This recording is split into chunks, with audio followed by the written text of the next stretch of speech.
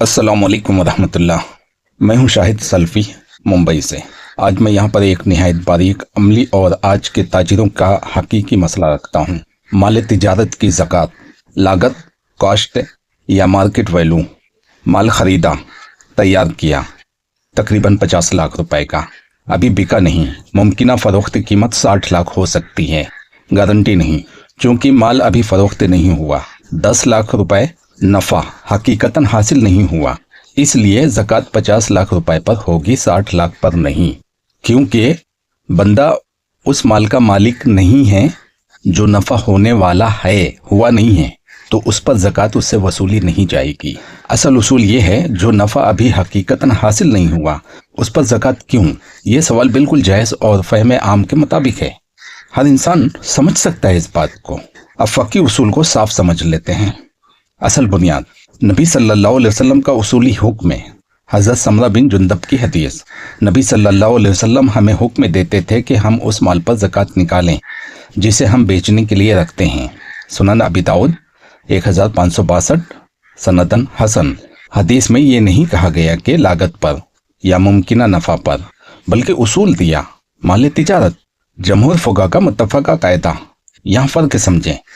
जमहूर यानी मालिक, शाफ़ी, अहमद, अहले हदीस, मुहक्किकीन, माल तिजारत की ज़कात साल पूरा होने पर उसकी मौजूदा मार्केट वैल्यू पर होगी।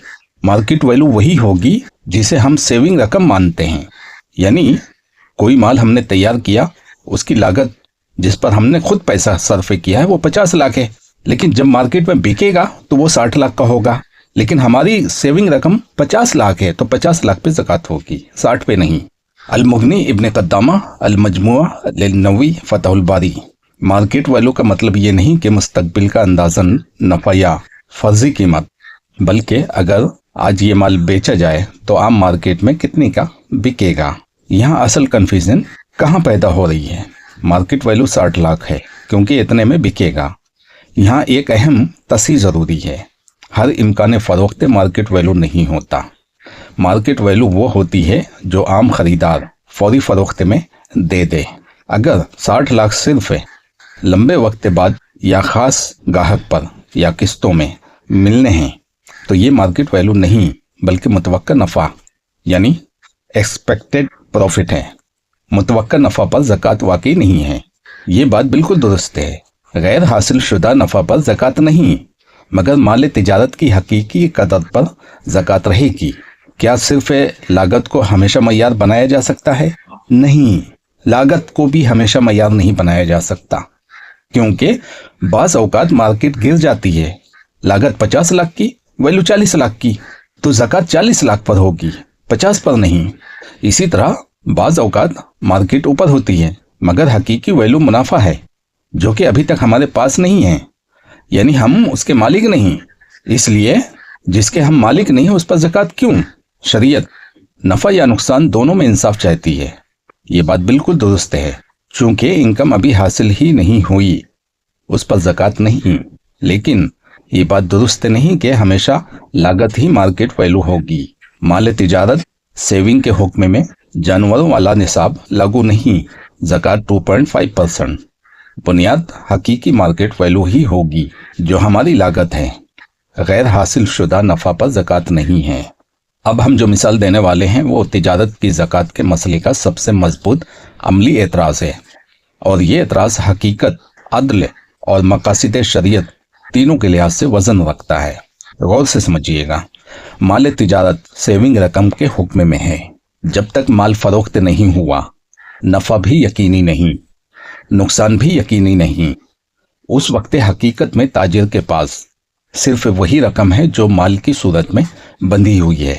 मिसाल, माल की लागत 50 लाख, मुतवक्का फ़रोख्त 60 लाख, गैर यकीनी 5 साल बाद हकीकत 40 लाख में बेचना पड़ा, 10 लाख का नुकसान, जबकि ताजिर हर साल 50 लाख पर ज़कात देता रहा। नतीजा, ये गैर हासिल शुदा नफ़ा पर ज़कात लगाने के मुतरद्दिफ हुआ और बिल आखिर ताजिर पर जुल्म बन गया। ये एतराज़ बिल्कुल दुरुस्त है अगर ज़कात को इस तरह समझा जाए कि मुमकिना मार्केट पर ज़कात। अब फ़की हकीकत समझ लें। शरीयत का उसूल, ज़कात मौजूदा माल पर होती है, मुतवक्का माल पर नहीं। ये उसूल इमाम इब्न तैमिया, इमाम इब्न कय्युम और मुतअद्दिद मुहक्किकीन के कलम से साफ निकलता है। असल गलती कहाँ होती है? अक्सर लोग मार्केट वैल्यू को गलत समझते हैं। गलत फहम मार्केट वैल्यू वो कीमत जो 5 साल बाद मिल सकती है, खास ग्राहक पर मिल सकती है या ख्वाबों में। ये वाकई गैर हासिल शुदा नफा है, इस पर ज़कात नहीं है। सही फकी मार्केट वैल्यू क्या है? दुरुस्त मय्यार, वो कीमत जिस पर आज उसी वक्त ये माल नकद बेचा जा चुका हो, यानी बिक गया, बगैर इंतजार और बगैर शर्त के। शरीयत मुस्तकबिल नहीं देखती, हाल देखती है। एतराज का असल जवाब, फैसला कौन? ताजिर के पास हकीकत में कोई नकद नफा नहीं, बल्कि माल बंधा हुआ है। 5 साल बाद नुकसान साबित हुआ। अगर हम हर साल 60 लाख फर्ज करके ज़कात लें तो ये वाकई जुल्म है। लेकिन अगर हम हर साल हकीकी नकद फरोख्त वैल्यू देखें तो कभी 50 लाख, कभी 48 लाख, कभी 45 लाख, तो ज़कात अदल पर रहेगी, नुकसान का बोझ नहीं डालेगी। अहम फ़की कायदा ये इस मौक़िफ़ को मजबूत करता है।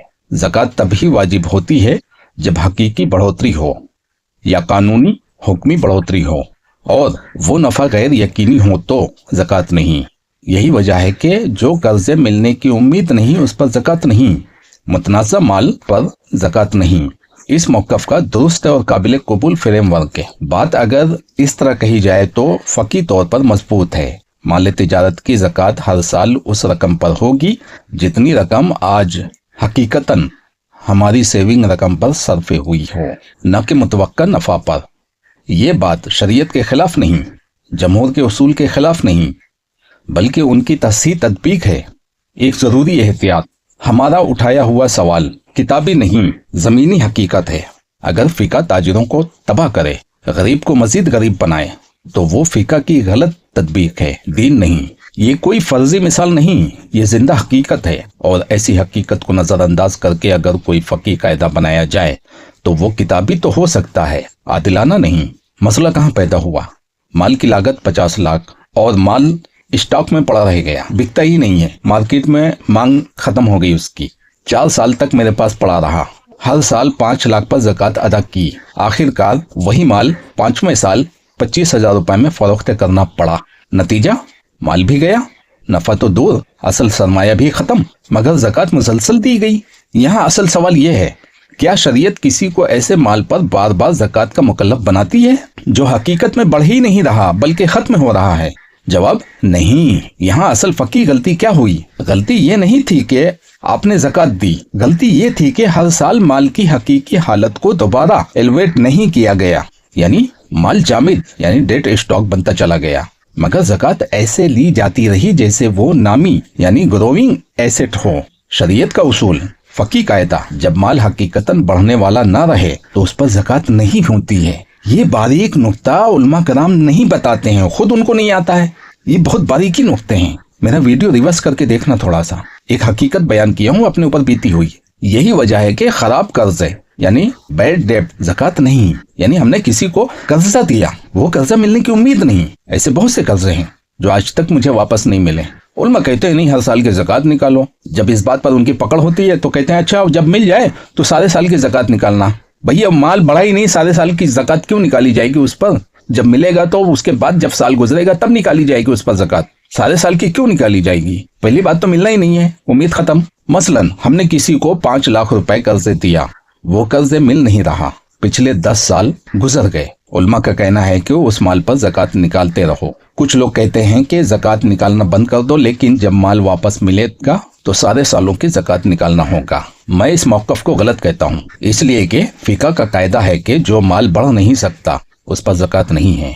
हमने 5 या 10 लाख रुपए किसी को कर्जा दिया, वो कर्जा मिलने की तो उम्मीद है लेकिन मिला नहीं। 10 साल गुजर गए, जिस साल वो रकम हमारे हाथ में आएगी और फिर उसके बाद उस पर साल गुजरेगा तब हम उसकी ज़कात निकालेंगे, क्योंकि ऑलरेडी वो रकम ज़कात निकाली शुदा है। कर्जे देने से पहले उस रकम पर ज़कात अदा की जा चुकी थी। मुझे मालूम है मैं बहुत से उलमा के फतावा के खिलाफ जा रहा हूँ, लेकिन यही असल है और यही हकीकत है। मेरे नज़दीक यही सही है। मुतनाज़ा माल पर ज़कात नहीं है। ऐसा माल जो बाजार में बिक ही नहीं रहा हो उस पर ज़कात महले नज़र آپ کا مال بازار میں تھا مگر عملی طور پر مردہ ہو چکا تھا۔ آپ کا تجربہ کس بات کا ثبوت ہے؟ یہ واقعہ اس بات کا ثبوت ہے کہ صرف لاگت یا کتابی قیمت دیکھ کر ہر سال زکوٰۃ لینا شریعت کے مقصد کے خلاف جا سکتا ہے، کیونکہ زکوٰۃ نما گروتھ پر ہے، تباہی پر نہیں۔ کتاب میں لکھنے کے لیے درست اور مضبوط جملہ ہو سکتا ہے، لیکن زمینی حقیقت وہی ہے جو میں نے بیان کیا ہے۔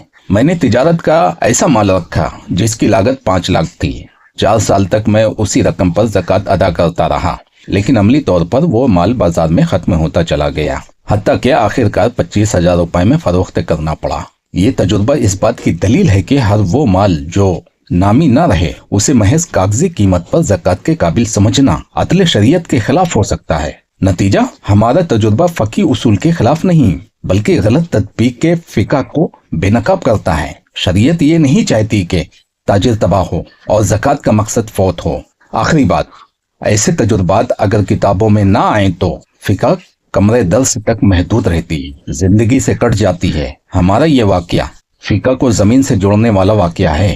آخر میں اللہ تعالیٰ سے دعا ہے کہ اللہ تعالیٰ ہمارے اس تجربے کو دوسروں کے لیے روشنی بنائے اور ہماری تحریر کو عدل اور حق کی آواز بنا دے۔ آمین یا رب العالمین۔